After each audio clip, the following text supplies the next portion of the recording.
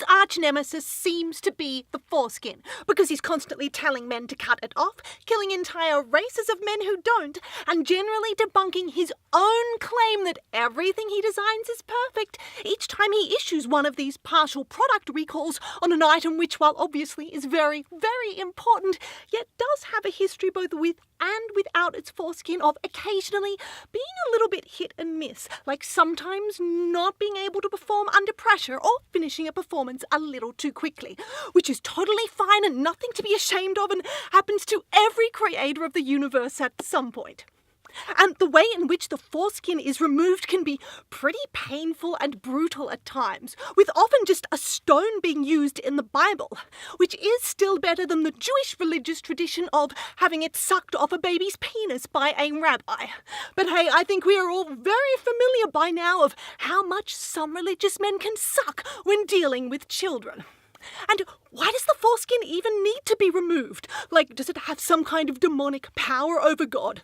Is it God's kryptonite? And like when Superman was in the presence of kryptonite, it blocked his superpowers like strength, X-ray vision, and flight. Can the foreskin block God's powers of lies, scientific inaccuracies, and intellectual dishonesty, much in the same way that science, logic, and critical thinking can? And in that case, why did God even create the foreskin in the first place? Unless we've got this all wrong, and it's not that God hates the foreskin, but that he loves it.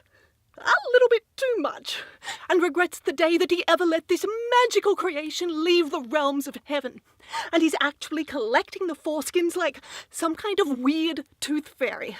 Though, to be honest, the tooth fairy is also pretty weird. Going round and taking kids' teeth and giving them money in return? Yeah, try going to a children's playground and attempting to do that yourself and see how far you get.